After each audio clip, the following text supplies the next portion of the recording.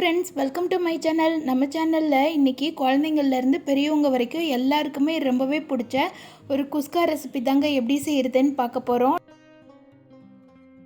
நான் சொன்ன மெத்தடை ஃபாலோ பண்ணி செஞ்சிங்கன்னா எல்லாருக்குமே குஸ்கா அவ்வளோ அருமையாக வருங்க. பிகினர்ஸ் கூட ரொம்ப டேஸ்ட்டாக சூப்பரான குஸ்கா செய்யலாம். இதை சாப்பிட்டிங்கன்னா ஹோட்டலுக்கு போகவே மாட்டீங்க. குஸ்கா சாப்பிட்றதுக்கு வீட்லேயே அடிக்கடி செய்வீங்க. நிறைய பேருக்கு பிரியாணியும் குஸ்காவும் செய்யும்போது சரியாக வராதுங்க. ஒன்று குழஞ்சி போயிடும், இல்லைன்னா பத்திடும். அந்த மாதிரி இல்லாமல் கரெக்டான பக்குவத்தில் எப்படி செய்கிறதுன்னு சொல்லியிருக்கிறேன். வாங்க வீடியோக்குள்ளே போகலாம். இதுக்கு செய்கிறதுக்கு 2 டம்ளர் அளவு சீரக சம்பா ரைஸ் எடுத்துருக்கிறேன். நான் இன்றைக்கி சீரக சம்பா ரைஸில் தான் செய்ய போகிறேன். உங்களுக்கு வேணும்னா நீங்கள் பாஸ்மதி ரைஸில் செய்துக்கலாம். சீரக சம்பா ரைஸை நல்லா தண்ணி வச்சு 2 தடவை கழுவிடுங்க.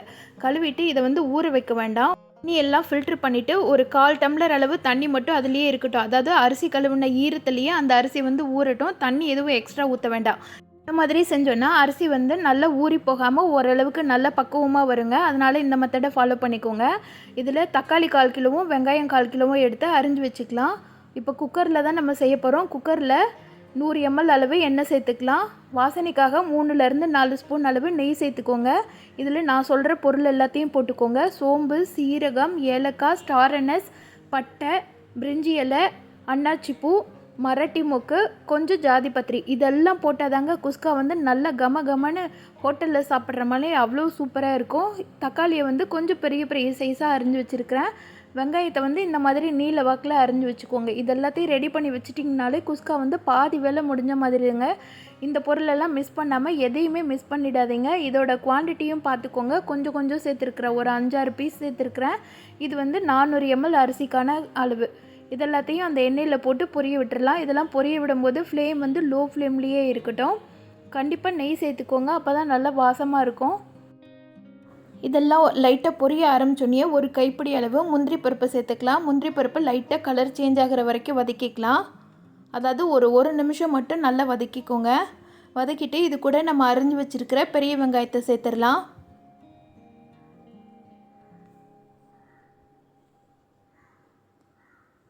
வெங்காயம் எல்லாம் சேர்த்ததுக்கப்புறமா 2 பச்சை மிளகாவை நடுவில் மட்டும் கீறி வச்சுருக்கிறேன். இதை சேர்த்துக்கலாம். இதை சேர்த்துட்டு நல்லா வதக்கி விட்டுடலாம். வெங்காயம் சீக்கிரமாக வதங்குறதுக்கு ஒரு 1/2 பிஞ்ச் அளவு சால்ட்டு சேர்த்துக்கிட்டு அதையும் சேர்த்து வதக்குனிங்கன்னா வெங்காயம் சீக்கிரமே வதங்கிடும். இதுக்கு எந்த அளவுக்கு வதங்கணுன்னா கலர் நல்ல கோல்டன் கலரில் வரணும். அந்த அளவுக்கு நல்லா வதங்கி வரணும். அதாவது பிரியாணிக்கில் வெங்காயம் வதக்கி வைப்போம்ல, அந்த அளவுக்கு நல்லா வதங்கி வந்திருக்கணும். இது மாதிரி கலர் நல்லா சேஞ்ச் ஆகி வர்ற அளவுக்கு நல்லா வதக்கிக்கோங்க. இப்போ இது கூட 1/2 ஸ்பூன் அளவு இஞ்சி பூண்டு பேஸ்ட்டு சேர்த்துக்கலாம். இது இஞ்சியும் பூண்டும் ஈக்குவல் குவான்டிட்டி எடுத்து அரைச்சி வச்சது. அதில் 1/2 ஸ்பூன் அளவு சேர்த்துக்கலாம்.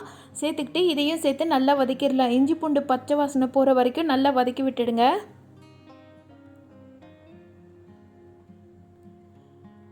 இஞ்சி பூண்டு வதங்கி வந்தோடனே நம்ம அரிஞ்சு வச்சுருக்கிற தக்காளியை சேர்த்துக்கலாம். தக்காளி சீக்கிரமாக வதங்குறதுக்கு கொஞ்சமாக உப்பு சேர்த்துக்கோங்க. ஒரு 1/2 ஸ்பூன் அளவு மஞ்சத்தூள் சேர்த்துக்கோங்க. சேர்த்துக்கிட்டு எல்லாத்தையும் நல்லா மிக்ஸ் பண்ணி விட்டுருங்க. தக்காளி நல்லா மசிகிற அளவுக்கு வதங்கி வரணும்.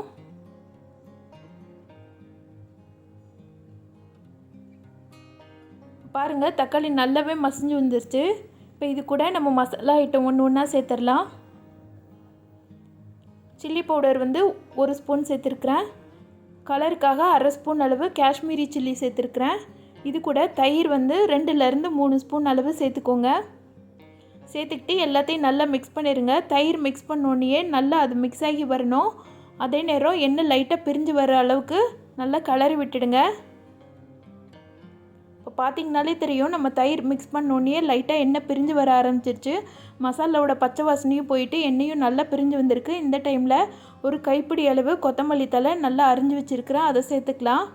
இது கூட 1/2 கைப்பிடி அளவு புதினா தழை அரிஞ்சு வச்சுருக்கிறேன். அதையும் சேர்த்துக்கலாம். சேர்த்துட்டு ரெண்டையும் நல்லா மிக்ஸ் பண்ணி விட்டுடுங்க.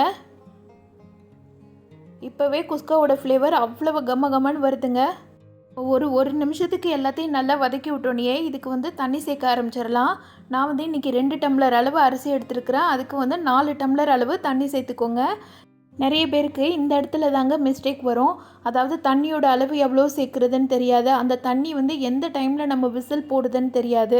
இல்லை அரிசி எந்த டைமில் சேர்க்குறதுன்னு தெரியாது. அது எல்லாத்தையும் தான் நான் இந்த வீடியோவில் டீட்டெயிலாக சொல்லியிருக்கிறேன். இப்போ நம்ம தண்ணி சேர்த்ததுக்கப்புறமா தண்ணி வந்து நல்லா கொதிச்சு வந்துருச்சு. அதாவது 2 கொதி அளவுக்கு நல்லா கொதிச்சு வரணும். அந்த டைமில் உப்பு சரியாக இருக்கான்னு சொல்லிவிட்டு செக் பண்ணிக்கோங்க. செக் பண்ணிவிட்டு நம்ம ஊற வச்சுருக்கிற அரிசி எல்லாத்தையும் சேர்த்துடலாம். இப்போ வந்து அரிசி சேர்த்த உடனே நீங்கள் விசில் போட்டுறக்கூடாதுங்க. அரிசி வந்து கால்வாசி அளவு வெந்திருக்கணும். வெந்ததுக்கப்புறமா தான் நீங்கள் குக்கரில் விசில் போடணும். அதாவது தண்ணியெல்லாம் இப்போ மேலே ரொம்பி இருக்குல்ல, இந்த தண்ணியெல்லாம் வற்றிட்டு அரிசி வந்து மேலே நல்லா தெளிஞ்சு வரணும். இப்போ பாருங்கள், இந்த மாதிரி அளவு தெளிஞ்சு வந்திருக்கு.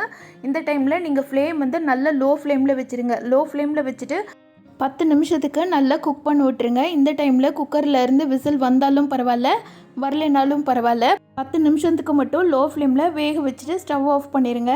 இப்போ விசில் வந்து ஃபுல்லாமே ரிலீஸ் ஆகிடுச்சுங்க. அதாவது அந்த ஹீட்டெல்லாம் போயிட்டு ப்ரெஷர் வந்து ஃபுல்லாமே ரெடியூஸ் ஆகிடுச்சு.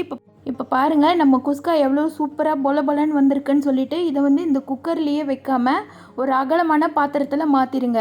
எப்பயுமே சீரக சம்பா ரைஸில் செஞ்சிங்கன்னா குக் பண்ணி முடிச்சுட்டு கரெக்டான பதத்தில் வந்தோடனே ஒரு அகலமான பாத்திரத்தில் மாற்றிட்டிங்கன்னா அந்த ஸ்டிக்கினஸ் குறைஞ்சி உதிரி உதிரியாக வர ஆரம்பிச்சிடும். அதாவது ரொம்ப ஹீட்டில் இருக்கும்போது தாங்க சீரக சம்பா ரைஸ் வந்து ரொம்ப ஒட்டிட்டு இருக்கிற மாதிரி இருக்கும். கொஞ்சம் நேரம் ஒரு 5 நிமிஷத்துக்கு கொஞ்சம் ரூம் டெம்பரேச்சரில் வச்சு ஆற வச்சு எடுத்துட்டிங்கன்னா அது வந்து நார்மல் ஹீட்டுக்கு வந்தோடனே நல்லா உதிரி உதிரியாக பொல பொலன்னு வந்துடும்.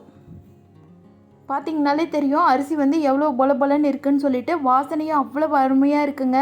டேஸ்ட்டுமே அந்தளவுக்கு ரொம்ப சூப்பராக இருக்கும். நீங்கள் ஒரு முறை செய்தீங்கன்னா மறக்கவே மாட்டீங்க. அடிக்கடி இந்த மாதிரி செய்வீங்க. இதுக்கு ஃப்ளேவருக்காக கொஞ்சமாக கொத்தமல்லி தழை சேர்த்துடலாம். நான் சொன்ன மெத்தட்லேயே இந்த குஸ்காவை நீங்களும் உங்கள் வீட்டில் செய்து பாருங்கள். செய்து பார்த்துட்டு எப்படி இருந்துச்சுன்னு சொல்லிவிட்டு எனக்கு கமெண்ட் பண்ணுங்கள். இந்த வீடியோ பிடிச்சிருந்ததுன்னா இந்த வீடியோக்கு லைக் பண்ணி சேனலை சப்ஸ்கிரைப் பண்ணாதவங்களாம் சப்ஸ்கிரைப் பண்ணிக்கோங்க. Thank you friends.